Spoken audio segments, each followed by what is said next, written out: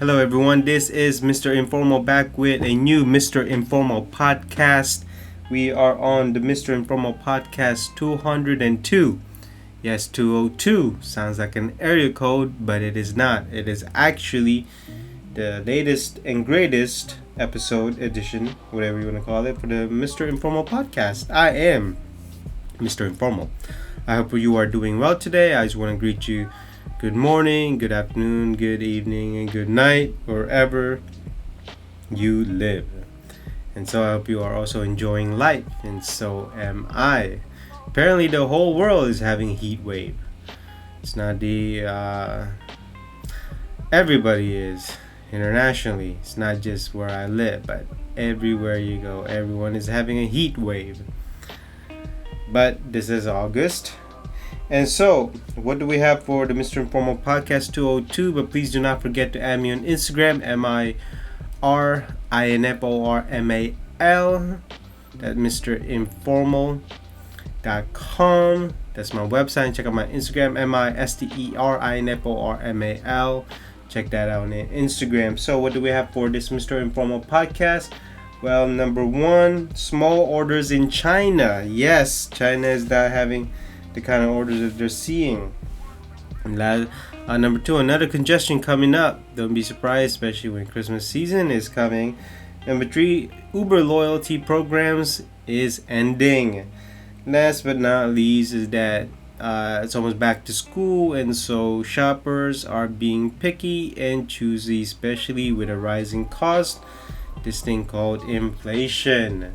So, those are the four topics for this Mr. Informal Podcast 202. And so, let's start the podcast. So, for the first topic, small orders in China, coming from Bloomberg, titled China Factories Drop in Ominous Sign of Global Outlook. Demand for tents to zippers drops as inflation hurts consumers.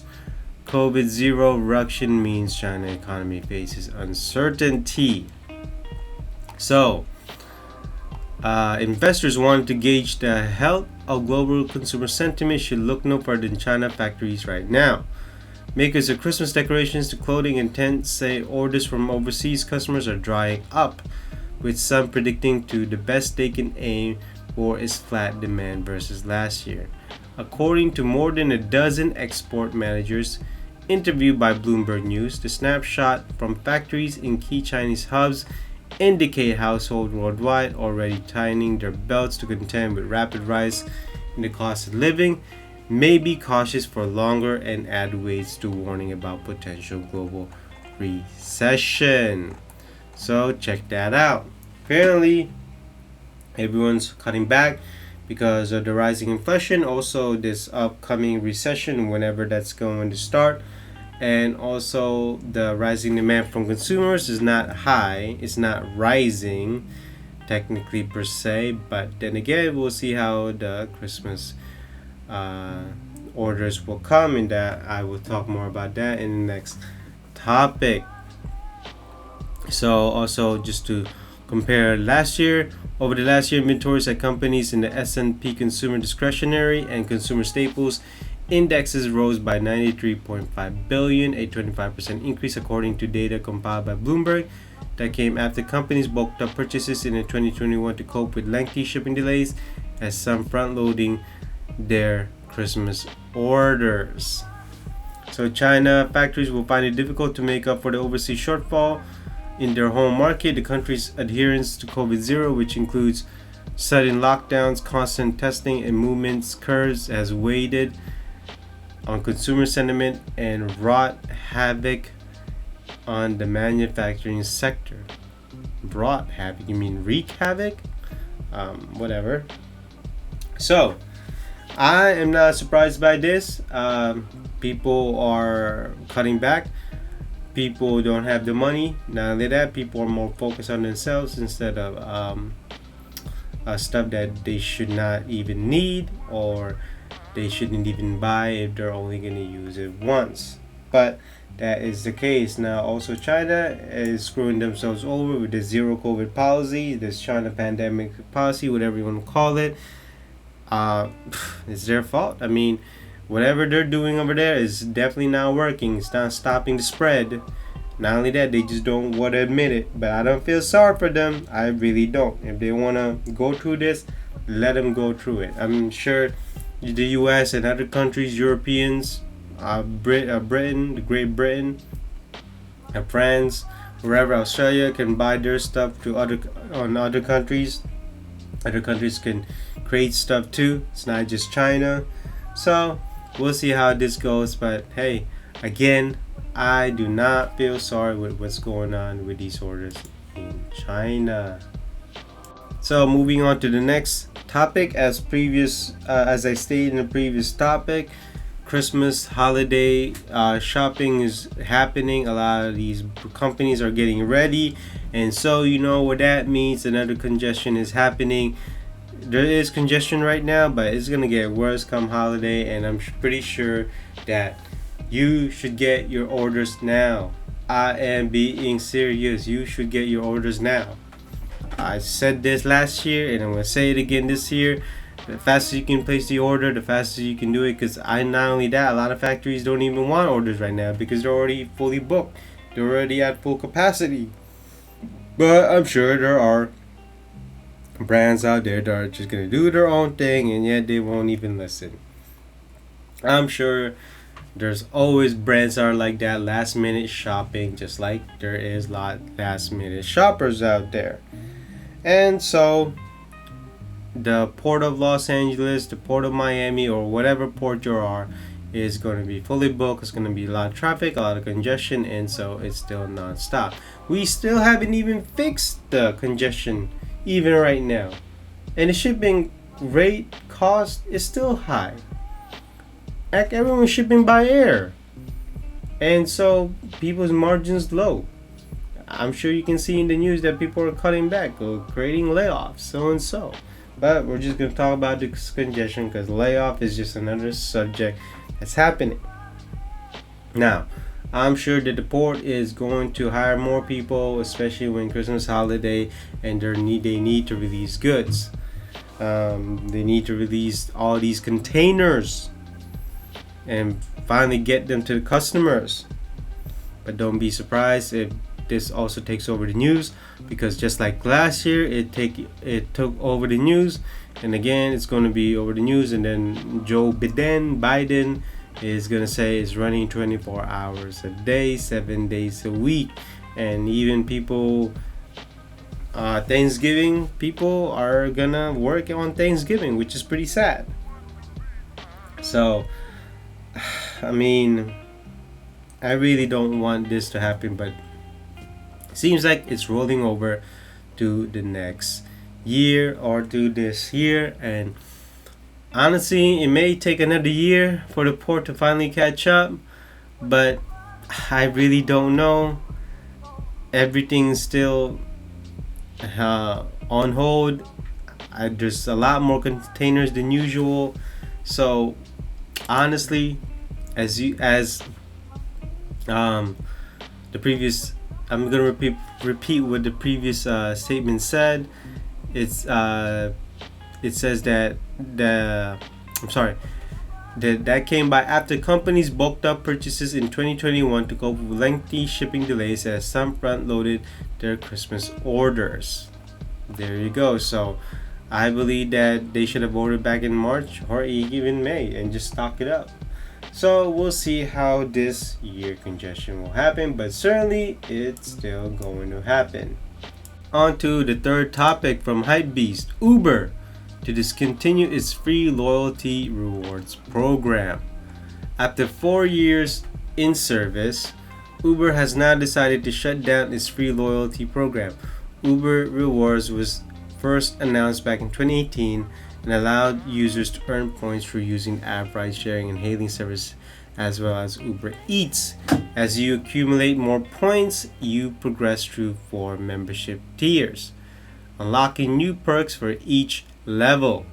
Those in the program will now have until the end of August to earn points, then you have to redeem all your rewards by October 31. With the pre-program discontinued, Uber will instead rolling out paid subscription instead. $10 a month. Those who sign up will come with different perks and they'll be able to access immediately, including 5% off Uber rides from top rated drivers, as well as free food deliveries with Uber Eats. So basically, it's a subscription model now.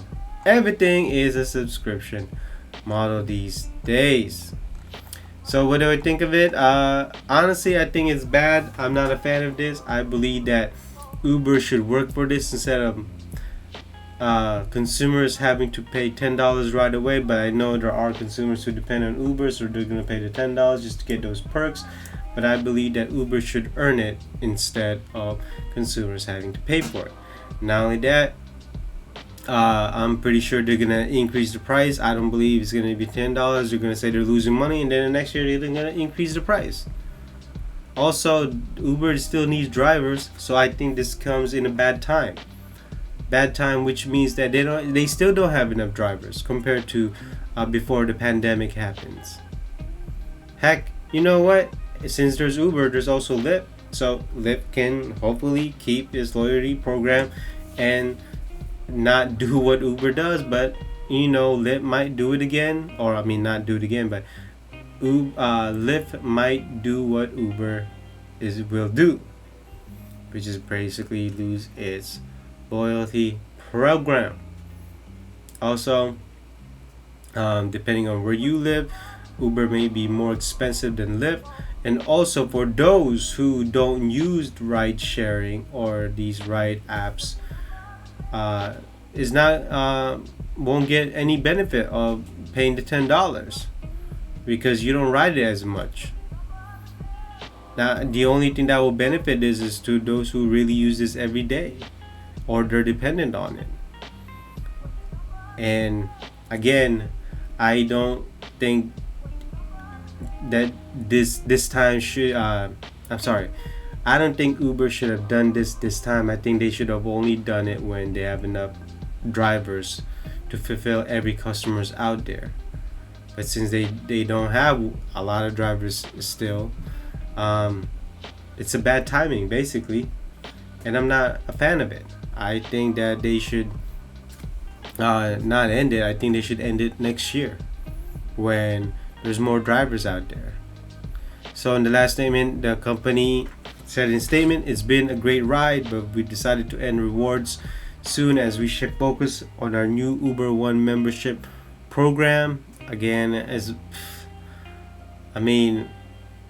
there any companies out there who's not doing subscription these days? Is that what's hot these days? Is subscription? That's what's hot in the streets nowadays. It's subscription models. I'm not even a fan of it. I'm really not. Well, in any case, for those who have a lot of loyalty programs, you have till October 31 to use it all up. On to the last topic from Retail Dive. Rising prices have made shoppers choosy, budget-minded, and less loyal, but they're still spending.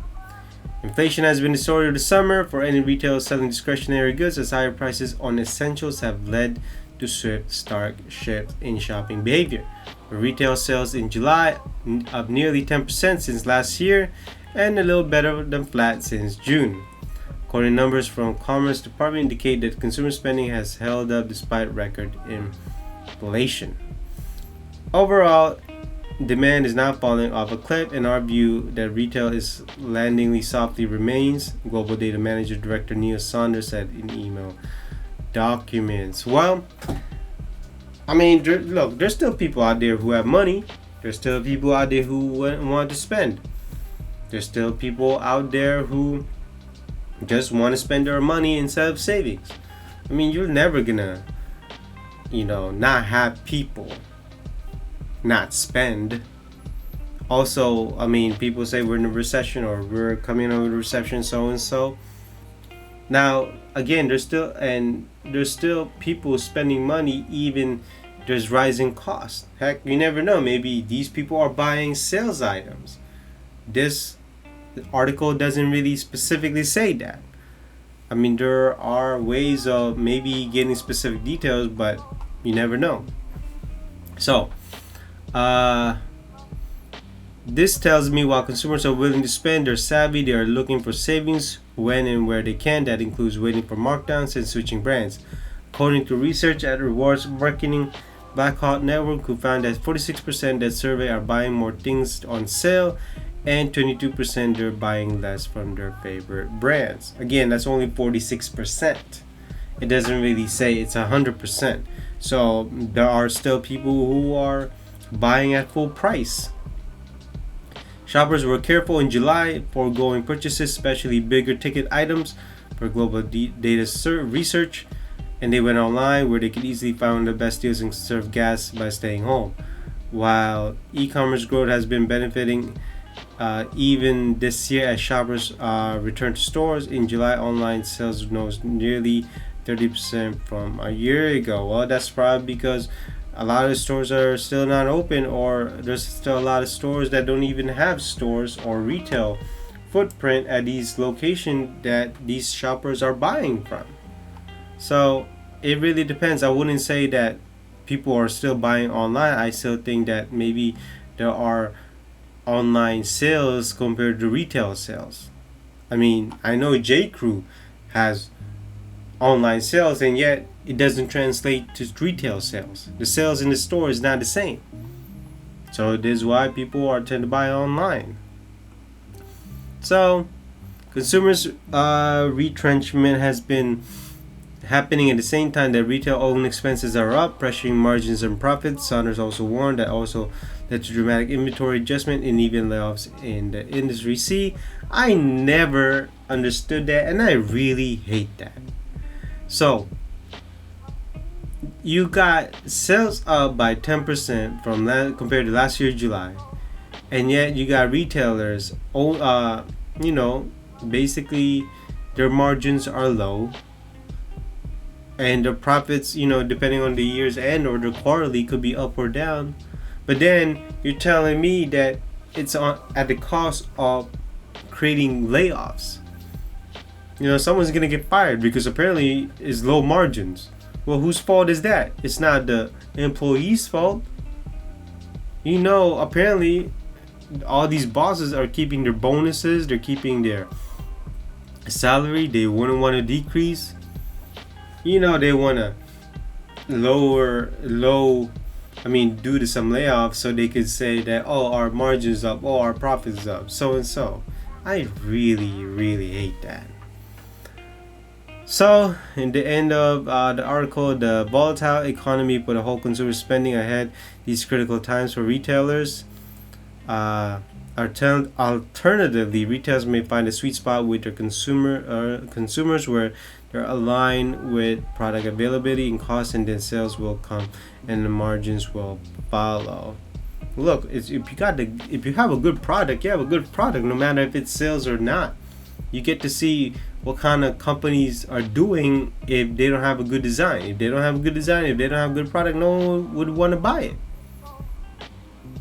Heck, I'm glad that consumers are actually saving up money.